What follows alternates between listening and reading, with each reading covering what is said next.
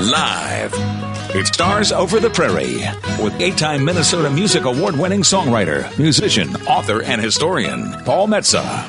Check out previous show podcasts at KDAL610.com. Now, here's Paul Metsa.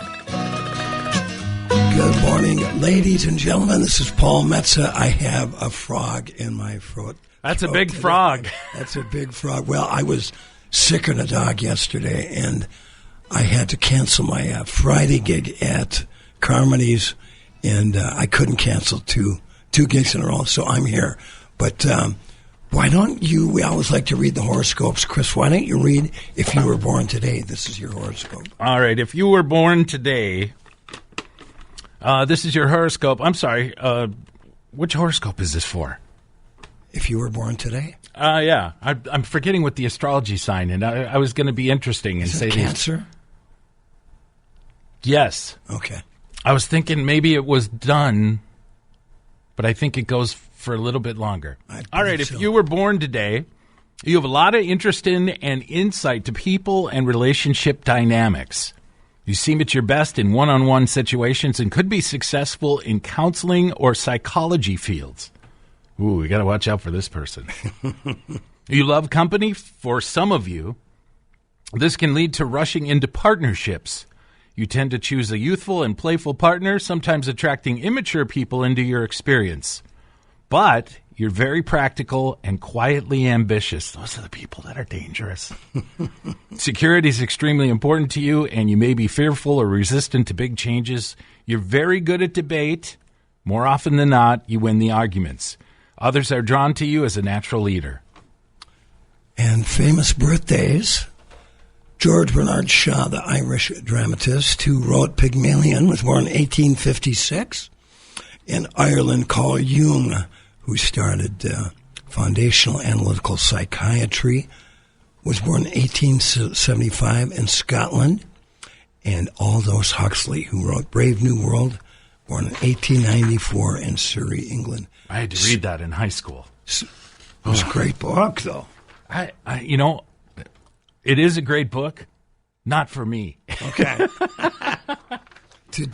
Speaking of now we've had two psychiatric references on the show. Have you ever, now this is a personal question, spent any time on the couch? Oh, yeah. I find it extremely useful. Sometimes it's hard to hear things about yourself that you don't see. You know, it's kind of like when you look in the mirror and you had something on your face the entire time, you think, does everybody see that? Why don't they say anything to me? And it's to me, it's kind of that discovery. You when you talk to someone and even though you think you got it all together, oh yeah, this happened and that happened, and then they say, okay, well, what if you looked at it this way? And it's hard to do that. Well, you know, my fear is that if I got on the couch, I would never get up. You'd fall asleep. Paul, you know you're paying per hour for this. No, it wasn't falling asleep. It's like I don't want to go too deep into my psyche. I gotcha. Scare the hell out of me. Well, then again, too, I would imagine both of us songwriters, you would, if you revealed too much, there's no mystery in there. That's where you draw from for some of your music. Well, and truthfully, music for me has always been my way out of depression. Mm-hmm. Since I was in junior high. So, but God bless anybody that's out there doing it and getting it done, because these days you need help wherever you can find it for whatever you need it for. I know some people that if it weren't for that, they would not be alive. Yeah. Oh, for sure. It's that. It's those types of people who I'm glad are being taken care of. Yeah, and nowadays it seems like there's a lot to be said about mental health, and people are talking more about it. So I'm glad that that's available, and it's not shameful anymore. Right, for sure. Well, we have just a phenomenal guest on this morning. She's an academic and a musician. Ellen Steckhart has been recognized as one of the pioneering scholars of the field of folklore studies. She taught for many years at the University of Minnesota, where she was a professor emerita of English and American Studies.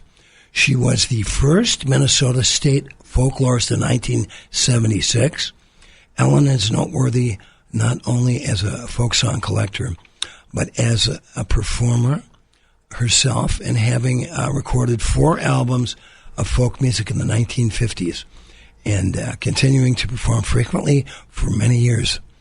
You can find her music at ellensteckert.com, which is STEKERT. She also owns it. She's had a parrot for almost 60 years.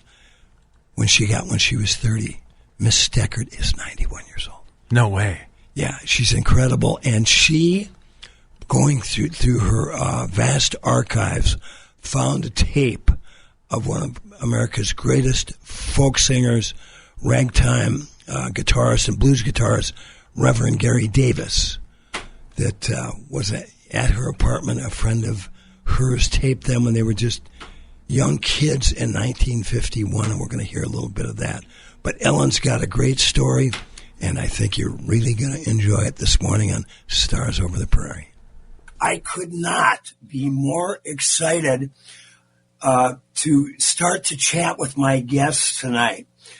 I'm a child of the folk scare of the 1960s, which actually started in the late 1940s and early 1950s. I'm a student of all those great folk and blues musicians. Recently, the Woody Guthrie Center announced that they are putting out a 22-song disc of Woody Guthrie doing demos at home in 1951 and 52. If you caught my show a couple of weeks ago, I spoke to a man that tracked down the Leadbelly Party tape from an afternoon in Minneapolis in 1948. And we are going to be talking about, with my guest, about the Reverend Gary Davis and Woody Guthrie. My guest, Ellen Steckert, she's an academic and musician. She's been recognized as one of the pioneering scholars in the field of folklore studies. She taught for many years at the University of Minnesota, where she is a professor emerita of English and American Studies. She was the first Minnesota State folklorist in 1976. Ellen is noteworthy not only as a folk song collector, but as a performer herself, having recorded 4 albums of folk in the 1950s and continuing to perform frequently for many years. In celebration of Pride Month, my guest, Ellen Steckert, released a beautiful, haunting version of the Eon Tyson classic, 4 Strong Winds. This song was recorded in the mid-1960s. Accompanying Ellen is Marge Doherty, a fellow educator and friend of Ellen's, who also happens to be a talented singer. This recording is an artifact of LGBTQ history. We're going to listen to it now and then get with our guest, Ellen Steckert. 4 strong winds that blow lonely, 7 seas that run high, all these things that don't change, come what may. But our good times are gone, and I'm bound for moving on. I'll look for you if I'm ever back this way. That is one of my all-time favorite songs, and you have such a lovely voice. Thank you. So, Ellen, I don't know who got a hold of me to put me in touch with you. I thank them, whoever they are. Let's talk about where we're speaking to you from. If you don't mind me asking, how old are you? Because you look like you're about 52. About 53? No, I'm 90. I just turned 90. Wow. Happy belated birthday. Well, I also have my mother's hair, and she's never did turn gray, so that probably helps. We have certain signals for certain ages.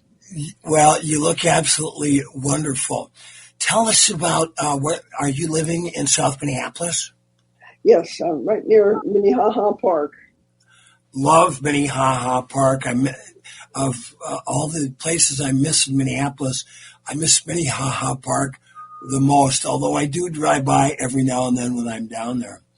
Tell us a little bit about how you grew up and what got you interested in folk music. Let's see. I wasn't interested in it for very many years until I had polio in 1948. And I was in the hospital, had to strengthen my hands and my lungs. And I should explain that, by the way, my voice sounds like this as opposed to when I was singing because I lost a vocal cord. Okay. Not in polio, but it was recently.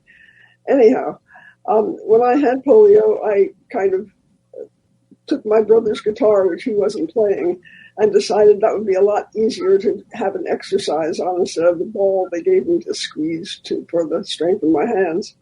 So I started to play the guitar about then, and my father, who was not educated but very, very alert, went and got me 4 volumes. I should get them and show them to you, but it requires a lot of finagling around the house here. But I have 4 volumes of a group of books called Ozark Folk Songs by a man named Vance Randolph, who collected them. And for years, I used those books to find out what folk songs were, because I couldn't understand what the songs were about when I read them. About sailors going away to sea and people who got kicked by cows. There's one joking song about that. And I just kept reading them, and they showed all sorts of places where the songs had been collected before. And I then started to go to the library. And I discovered there was a field called folklore, which opened windows in places in the world that I never knew about. And what town did you born and grew up in, Ellen? Well, the reason that they made a lot of sense to me, meaning that they made no sense to me, well, the reason they were so important, in other words, was because I grew up in Great Neck, Long Island, which is a fairly privileged suburb of New York City, or was. It was the first ring of suburbs that developed outside of New York City. So when did you start performing for people? Did you start in your living room with mom and dad, brothers and sisters? Let's see. I started performing, I think. The first performance I gave was in Great Neck High School. And I forget, I must have been sophomore or junior in high school, because that's when I met John Cohn, who was the founder of the New Law City Ramblers. But he was not at my first concert. We had an assembly, and it was sort of a talent assembly, and some young woman danced, and I sang a song called He Was a Desperado from the Wild and Woolly West. He came into Colorado with some guns upon his vest. I can't remember. It was a really corny song, and I sang that while she danced. And did John Cohn perform as well? No, he wasn't in that particular assembly. And Jinx Falkenberg and her husband, I don't know if you remember who they were, but they were sort of talent scouts, and they were in the audience. And I thought, oh, good, I'm going to be discovered. Well, I wasn't. So I think it was either that performance or another performance that I did in high school when I had my guitar with me. I was then exiting the high school, and there was a guy at the door, and he said, "Do you play that?" And I said, "Well, sort of." I said, "Do you play it?" He said, "Yes, my name's John Cohn." And I have a group of people, we used to call him Johnny Cohn. He hated that after a couple of years. But he had a group of people he would have over, young people like me and like himself. And we would play the guitar and trade songs and trade strums and things like that. And I should warn you, we have a parrot in this house. You're going to hear him in the background. Oh, that's fine. This is a parrot-free radio and television show. Okay, well, he won't come strolling in front of the camera, at least. He's in a cage. However, that's how I met John Cohn, and that's how I started on the guitar, because I didn't know how to strum. I didn't know how to do anything. I didn't know anybody else did either. So I all through high school for the next year or so, I practiced with them, I played with them. And then right before I went to high school, Ken Goldstein, who I had met in the village, said, let's make a record. And we did with Stinson, since Stinson records were in a store on Union Square. That's not the square where all the singing was. I forget the name of the square where the singing was, but at any rate, I made the record prior to going to college. Wow. And it came out when I was in college. What year was that, Ellen? That was 53. Wow. That's and I listen to it now and I have goosebumps. It's so bad. However, it's not as bad as it really sounds because they must have had the master at too fast a speed, because if you slow it down just a little bit, it sounds a lot more like I used to sound. Wow. So I don't know. Everybody thinks I'm a coloratura soprano if they listen to that. I'm just a soprano. Ellen, so where were you? Were you performing then in Greenwich Village? No, I never did. I didn't go to the sings that much because they were crowded and rough to get around in, and I still wasn't able to walk terribly well. So I stayed away from crowds pretty much. But I went to parties and I met people individually, and that's about. I was sort of scattered in my acquaintances in the village. What did did you do any promotion behind the record, playing anywhere else, or was the record just out there on its own? No, the record was just out there, and I didn't even know about promotion. Ken Goldstein didn't do much either, and I don't think he knew I was one of his first records, I think. But I know I was in college, and that's where I spent most of my time, and when I first went to college, because they knew I'd made a record. A professor named Harold Thompson used to teach folk music and folk song and folk tales up at Cornell. He was a fairly well-known person for Scottish literature, but this was his aside interest. And he was an old guy at the time, and he'd had a stroke and used to have to sit in his chair, so he couldn't run up and down to the record machine and play the illustration, so he had people there. The fellow who preceded me was Dan Isaacson, who nobody had probably ever heard of. And Dan actually made a record for the Cornell Recording Society, where I made my second record. After me came a fellow named Joel Hendler, and after Joel Hendler, for Harold Thompson's assistant, came Peter Yarrow. So, really? And in there somewhere, everybody knew Richard Farina, who was also at Cornell at the time. There were a lot of folk singers at Cornell, so what I did was focus in on the Cornell scene. What were you studying? Really, this is a silly story, but I went there as a physics major, thinking I was going to combine humanities and science. Okay. It was a big, ambitious goal. I gave up after I discovered, after half a semester, that I was supposed to be going to a laboratory session, which I had not gone to any of, and nobody told me I should go.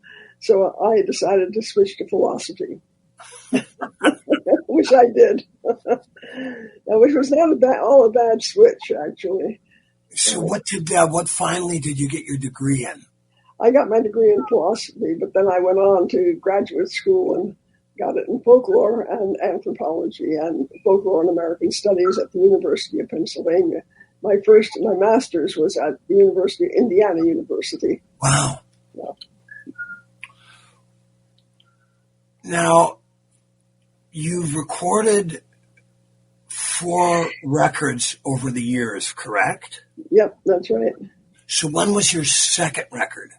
The second record was at Cornell in 1956, and I believe that has just gone on streaming.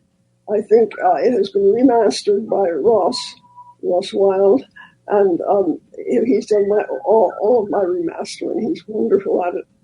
And it is now up, I think, on, I'm going to ask Chris, who's my publicity agent. Is it up there yet? I'm actually not sure. Ross hasn't sent me anything. No, it will be on Spotify and places like that. Spotify. Ross is thinking of putting it up, at least, if it's not up. One song from it I know is up, and that's Dink's song, which is a long story too, but I'll start a little bit of it. Dink's song was one of the songs on the Cornell record, which was called Careless Love. And Cornell had a little recording society, and they had done Dan Isaacson's record and my record, and I think they flopped after mine. They had a couple more records. But one of the songs on that record was Dink's song. And years later, when I was 89 or 88, can you hear my parrot going? I love it. I love the ambient sound. Okay. Some pictures I had taken at the 1964 Newport folk song, the folk festival, and I put those up on eBay, and so I was selling them on eBay, and some guy bought them, and then wrote me a sort of snide little note. It wasn't really snide; it was very factual, and it said, "Who took those pictures?" What? Who took those pictures? He said, as though, he obviously, well, anyhow, I wrote back and I used my entire name, and I said, we're supposed to be, anonymous when we're selling on eBay, because you're not supposed to have any personal contact with your clients or whoever your buyers. And when I gave him my name, he then wrote back this lovely note saying, "I've been a fan of yours for years." Well, anybody who's been a fan of mine for years had got, in my mind, had to be at least 70 years old. Wow. And so I had visions of this fellow whose name was Ross, of being about 70 years old. Well, I finally got in touch with him, and it turns out he was 24. And loved the old folk music and loved the folk song revival and loved old records and he remastered them. And he's also a really, really good musician himself, and he sings solo, and he can get his stuff online. His last name is Wilde, W-Y-L-D-E, Ross. Well, good for him for doing that. Let's, before we forget, check out all of Ellen's great history. Ellen Stekert, STEKERT.com. Before we listen to, we're going to do 3 sets with Ellen tonight. Before we listen to a song called Free Goodwill, what is the name of the parrot? Normie. We were going to rename him. We had to keep his regular name. We were going to call him Webster, and we used to sing Normie Webster instead of, Stormy Weather. But he didn't take to that name, so we still have to call him Normie. How old is he? I think he's nearing the equivalent of about 60 or 70. Wow. 4 years. We thought he was younger because he acted younger, sort of like us. But he's showing his age now. We are going to listen to a song by my guest Ellen Stekert called Free Goodwill, and we're going to be back for 2 big sets with Ellen. We're going to talk Woody Guthrie and Reverend Gary David. Fell out with me. I'm Lucas, and I had Z LASIK at Weiss Eye Center. Went great. Little to no pain yesterday. Surgery went great. Everything else went home, took a nap, woke up, and haven't really had any pain since. Everybody was super nice and talked you through every step of the way, and I barely had to ask any questions because they knew what to say. They filled it all in. For me, it'll just be snowmobiling's my big one. I try to do a lot of riding in the winter. I farm in the summer, so this year was a big difference where a couple of times I had to borrow somebody's helmet, so I put my glasses on and ride because just the weather conditions, everything else, out there riding blind. So I'm really excited for that. It's well worth the money, and it's going to change my life for a long time, I'll tell you that. Weiss Eye Center is the only clinic to offer blade-free Z LASIK in the Northland. To find out more and to arrange your free consultation, call 218-625-1917 today or visit wiseeyecenter.com for more information. Wise Eye Center. See the best.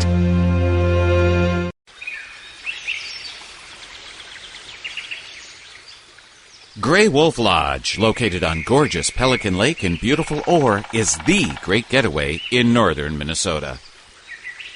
Featuring affordable, modernized cabins that rent by the week or even a few days, Gray Wolf Lodge is your place to treat the family or just yourself for a relaxing time away from it all.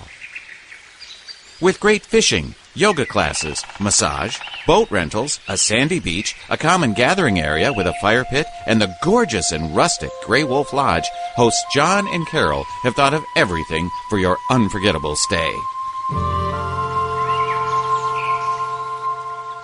Give them a call at 1-800-840-9653 or go to graywolflodge.com to see all that they have to offer. Gray Wolf Lodge, your home away from home in the North Woods. Hey, this is Charlie Parr. You are listening to Stars Over the Prairie radio show with Paul Metsa on KDAL 610 AM or 103.9 on your FM dial. We are having a most enjoyable chat with musician and folklorist and parrot mama, Ellen Steckert. And go to ellensteckert.com. This woman has an amazing history. As I'm doing my research on Professor Ellen, I found out she met Woody Guthrie, one of my greatest heroes. Ellen, tell us when and how and where you met the great Woody Guthrie. Well, let's see. I was in high school, and I used to meet with a group of people who sang folk songs, and John Cohn, who founded the New Lost City Ramblers, was sort of the head of that group. And he knew a lot of places in Greenwich Village where we could go. And one day he said, let's go meet Woody. And I said, okay. A group of us went, and we went to the same store that was owned by the fellow who owned Stinson Records, Bob Harris. And it was off Union Square, and we went through the store and saying hello to Bob. And then in the back of the store, there's a little room. And so we went and sat down in the room, and in came Woody. And we just sat there, and he said, well, I'd play for you, but I don't have my guitar today. Last night I was with a bunch of people, and somebody hit somebody else over the head with it. So the guitar has been smashed, and you're just going to have to talk to me, which was fun. And he was very nice, and we chatted for a good long time, and then took off afterwards. And I think shortly after that he went into the hospital. But I could see no signs of Huntington's chorea at that point, although I wasn't a doctor. So what year would that have been, Ellen? That would have been around 52, 53, or maybe even 51. It's hard for me to give that a date. Now, you had been familiar with Woody's music, correct? Yes, I had. I had gone to Hoots, and Pete Seeger had mentioned him, and I listened to a lot of his early 78s, which are out. The Ash records and others, the old individual 78s, and the ones that were in small albums, not so small, the albums at the time, the old shellac records. Well, as a young folk musician yourself, it must have been a great thrill to meet Woody. Well, it was. It was. I had never met anybody who made recordings before, and he just seemed like an absolutely everyday person. It just didn't seem like he should be a big name and a big celebrity. I was not that taken with his style because I was raised in a family where the aesthetic was more like Beethoven, but that has nothing to do with Woody Guthrie. But right. It was definitely not, quote, hillbilly or country music. And my mother used to used to listen to me listening to the radio, and I put on any of the stations playing country music. She'd say, "Turn that off." And I'd say, "How do you know what it is?" It would be one stanza of it. Later, when I began to teach, I began to realize that you first recognize the style of presentation of something almost immediately before you get into even a couple of meters of it. And she could hear that style, and she knew she didn't want me to listen to it because, indeed, it was low society, and my parents were middle class people who'd come up from the lower class. Right. Now, over the years, with your studies and you're very educated woman, when you look back, or if you're telling students or a group of people, what was really, to Ellen Stecker, what was the essence of Woody Guthrie? Well, I tell you, I was not very fond of Woody. And the essence of Woody was that he was an incredibly creative person who was brought into the urban setting by people who were well-meaning, sort of left-leaning in politics, and there's nothing wrong with that. Anybody who lived through the Depression probably was left-leaning. But Woody was somebody who was brought in and then encouraged to write and encouraged to sing. And there are many, I don't want to say symbols, indications of that in the songs he wrote and in actually his own style of presentation, because at times he gets more hillbilly and other times he's less. Sarah Gunning, who is another one of the people who was brought up north from the Southern Mountains and from where her children had literally starved to death in coal mining camps, where in the towns that were put together by some of the coal miners. She was brought up, and she and Woody knew each other very well. And she and Woody used to stand in line at automats in New York City and pretend they were really hillbillies and just talk loud to each other and with as much of an accent as they could. Now, Woody, I think, at times did that in some of his songs to sound more country. Right. Today, when you listen to those songs that were recorded on a recording machine late by Woody, well, not that late, but he had been up to the city for a while, you can hear some residue of him learning the pop style of presentation. For example, a traditional singer who sings a cappella without any accompaniment usually cuts off the end of a phrase. They'll be, instead of holding on to it and milking it, they will cut it short.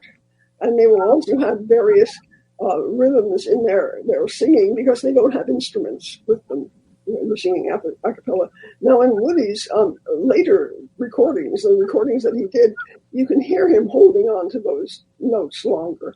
And you can also hear that he's developed in his singing a New York R, which is like you say wash, or you eliminate. It's like the Boston R, garage, right, and wash. And I can't do it very well myself because I'm from New York. Like wash. Yeah, right. Yeah. And that's the intrusive R. There's one where there are people who are, quote, thinking they were high society in New York who talk about the theater. Right.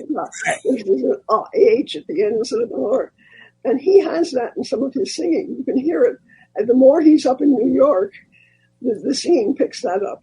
So his enunciation changes, too, as he stays up there and doesn't realize he's being acculturated.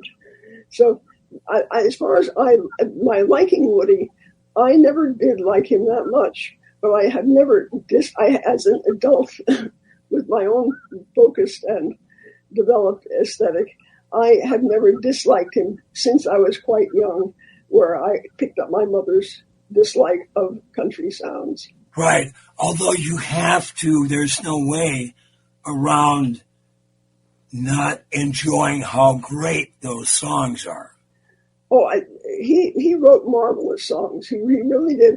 The one thing I would say about him is that he was so glorified by the people who brought him up Alan Lomax called him a genius and equivalent to Walt Whitman. Well, that's setting him up for being criticized, because for Woody being criticized, because he wasn't a Walt Whitman. He was in a totally different aesthetic. Right. And that started me off not liking him, because I kept thinking, and not liking Alan Lomax, who I used to date, actually. But it seemed like such an exaggeration, so that almost everything that Woody wrote, the people who were championing him, what's the word? who were pushing him, so to speak, championing him, would put anything that he wrote out and say, this is great literature. And it wasn't, even in any aesthetic. So I think something yet has to be done with Woody's work, where people can really sort of boil down all of his writing and come up with his aesthetic. I don't think anybody has really treated him as a creative person who had to work out an aesthetic of his own.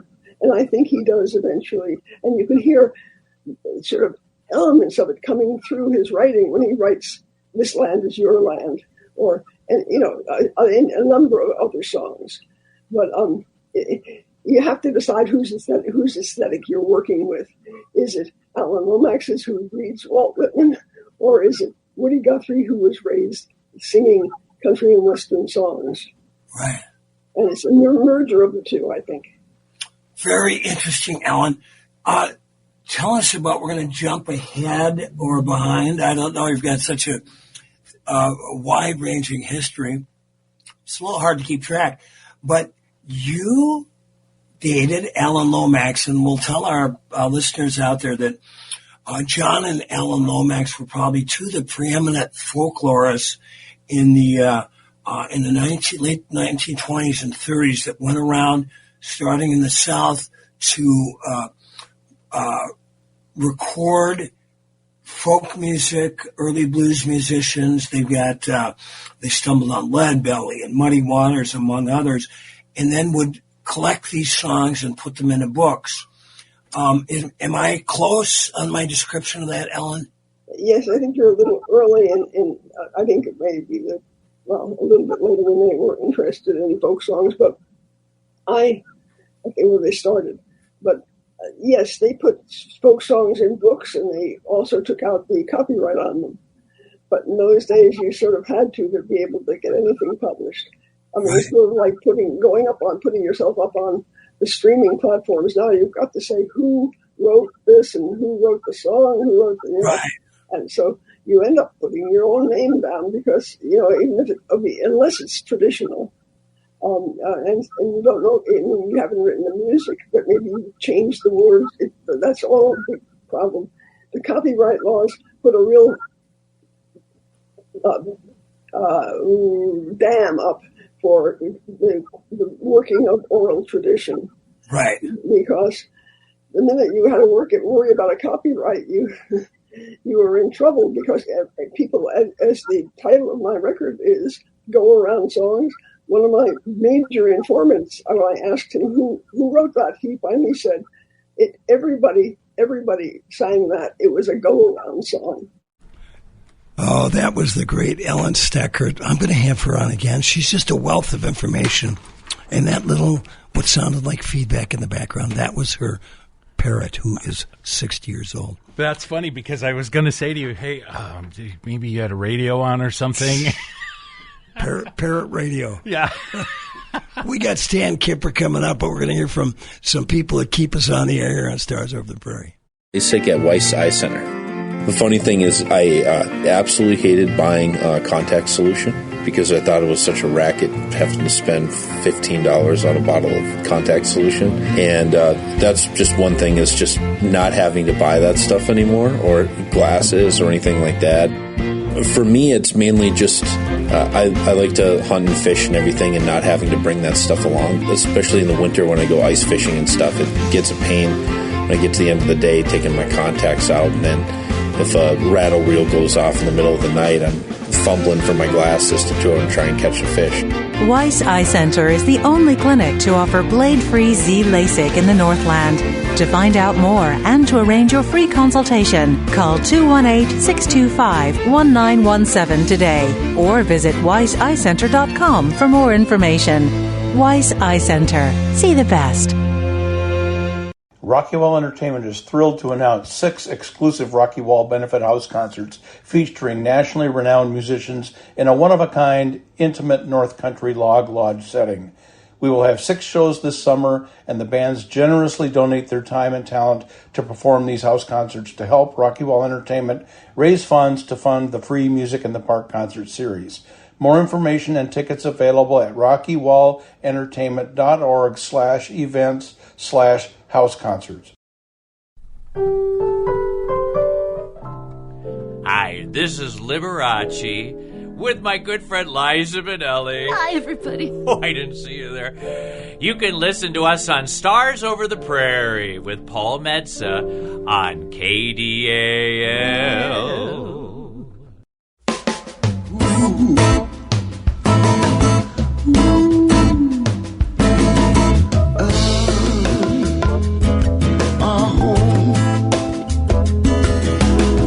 Summertime went by so quickly.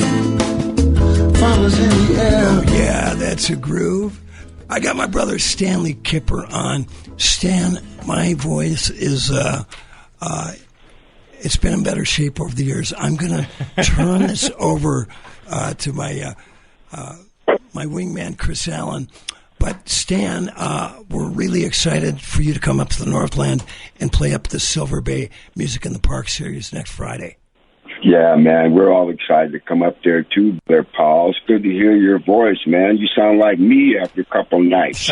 I tell you, Chris, Stan and I, we did a Metsa and Kipper. We did a duo, and we build ourselves as the duo that delivers, and we did. I would expect so. Stanley, we're due for another run with that duo. You got to come up here and Duluth to rock it.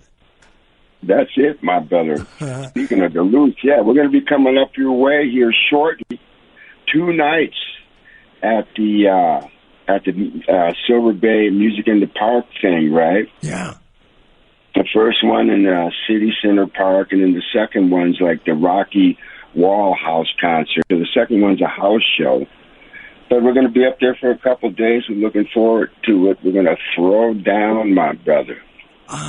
Tell the people out there, every time I see a picture of the new Prims, a picture of you and Chico, who plays congas and timbales and more. You've been playing with Chico Perez for how long? Oh, man, I want to say 55 years. Wow. And maybe possibly longer than that. I figured out the other day, I met Chico when I was in like 11th grade, 10th or 11th grade. Wow. And we met at a show. Of course, we wanted to kick each other's behind because he was from Anoka and I was from South Minneapolis. Right. So we're flexing all this stuff, fronting at the club that neither one of us were old enough to be in. Needed permission slips from the parents. Chico forged his. I remember that completely. But yeah, man, we weren't getting along too well. But the real deal is that Chico was unpacking his brand new set of drums. And, we were both transfixed looking at this stuff. And as the afternoon wore on, man, we started getting tight, Paul. You know what I mean? Started looking at these drums and like, what does this do, right? Chico had me tune them up. And the cool thing was, man, he let me play them before, we were opening. My little teenage band was opening for his band. He let me play the drums on his, before he played them. Wow. And, which is a real lesson about how music can bring us all together, right? That's the thing. And so that spawned a friendship that we have now. And we, our story goes on. We're still rocking it, And both of us were in Gypsy, Both of us were in Gypsy together and all of that. Yeah, talk about Gypsy, Stan. That's a band that people of a certain age will remember fondly. But for any of the younger folks out there, tell us about Gypsy and their great career. Gypsy was a legendary band from Minneapolis, and these boys are making great records and all this stuff way back in the day, way before the whole Minneapolis sound exploded. Gypsy was actually the Minneapolis sound. Gypsy and Crow, you know what I'm saying, Paul? Yeah, there was a lot of, Maurice McInnes and the Blazers and all these guys, that Minneapolis was vital. Anyway, Gypsy got signed to MCA Records or something, not MCA, but Metro Records, and they've made a bunch of great albums. If people get a chance to check out Gypsy, do yourself a favor. And then came the RCA period. 3 records were made on RCA.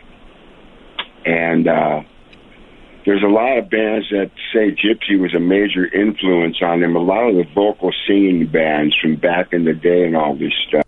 I wish I was more awake. I could remember who they all were, Paul. Yeah, man. So, Stanley, talk about how Gypsy became really popular in St. Louis. Well, we were playing down there really a lot, and of course, after the band started disband in Los Angeles, we were still kind of playing, right? But not as much as we were back in the day. And I also got to tell you that Bill Lorden, the drummer in Gypsy, I started playing with Gypsy when Bill got hired by Sly. Wow, Sly and Family Stone. Yeah, Sly heard Bill play one song in the studio. Wow. And that was it, which goes to tell you just how, what kind of grooves were going on in Gypsy as well. Bill and Willie Weeks were in Gypsy. Wow.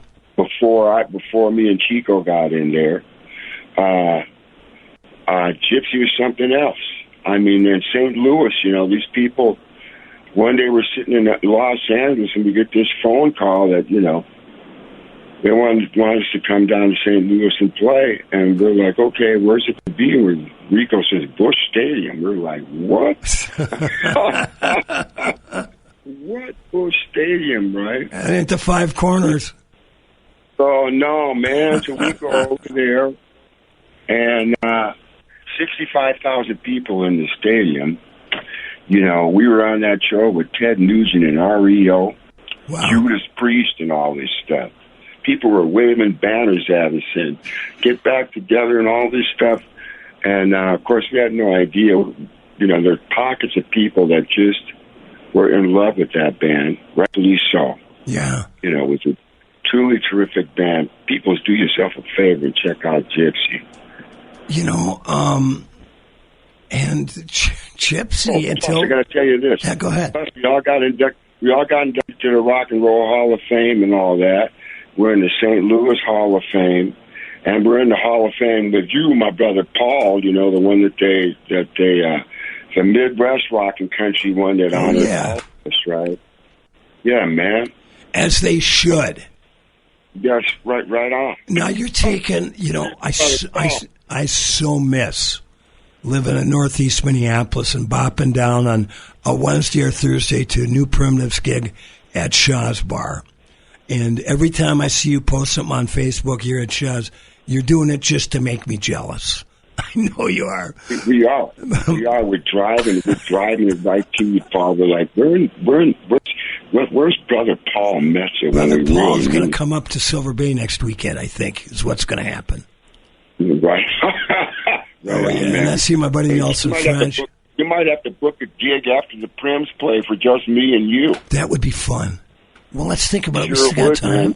We still got time. So we just got a few minutes left. Stan Kipper, one of my favorite musicians and one of my coolest cats in my life. So always great to hear your voice. But tell us, how did, in 3 minutes or less, how did the New Primitives get started? How long have you been around for? New Primitives started roughly, they say, like 2003. So we've been around for a long time. Yeah. It's a band of brothers. We're on our 4th CD now, and we got a record deal. Loud Folk Records out of Hickory, North Carolina, which is right next to the Capitol. They signed the Prims to a 3-album deal. Our second record's just getting ready to come out here. There's a new single that's going to come along with it called California. New Primitives is a band of brothers we are everybody. Yeah. And we love everybody, you know? Well, and none of y'all we don't know. Well, and you're one of Taj Mahal's favorite bands, Say No More. Yeah, man, Taj. Taj loves the Prim, and we love him. You know, if I could ask a question, Paul, I was down in Canal Park one time, and the Jets were playing there, and I swear to God I met you, Stan. That you were talking, because you and I had a conversation about percussion and drums and stuff like that, and I swear to God I met you down in Canal Park when the Jets were playing there. God, what year would that have been? 19 bum.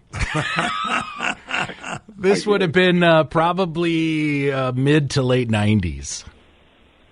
Okay, that could have been, man. Yeah, and I was talking. You had mentioned some of the people you had played for, and I remember have a good conversation about percussion with you. Oh yeah, man, right on.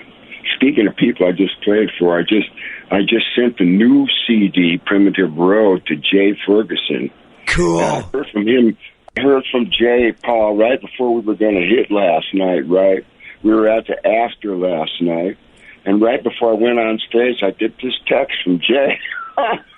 Wow, and I got to fill it in here. Jay Ferguson wrote and recorded my favorite summertime rocker, Thunder Island, and I'm driving with Stan Kipper, my guest, and we're driving along. I said, man, Stan, this is my favorite freaking record, man. I turned it up. He goes, you hear those cymbales and high harmonies? I go, I love them. He goes, that's me. Because that's how cool Stan Kipper is. Hey, Stan, I'm going to try to see you next weekend. Hopefully my voice will be in better shape. But my soul is together anytime I talk to Stanley Kipper. So you be good, brother, and have a beautiful weekend. I'll try to see you next weekend at Silver Bay Music in the Park. You got it, Paul. Thanks so much for talking to me. Roll on, brother Paul. Love you, dude. Love you too, brother. Thanks for listening to Stars Over the Prairie. I got another radio show called The Wall of Power Radio Hour in the Cities. You can check out, Google them. Anyway, had a good time. Thanks for Chris for carrying me over the goal line here. Sonny Earl and Paul Metsa will be opening up for Shamikia Copeland on Friday, August 1st at the West Theater. So we won't be at a regular gig at Carmody's, but check it out. And like my dad used to tell me, remember to be kind and make someone happy. And I wish I could see stars over the prairie tonight.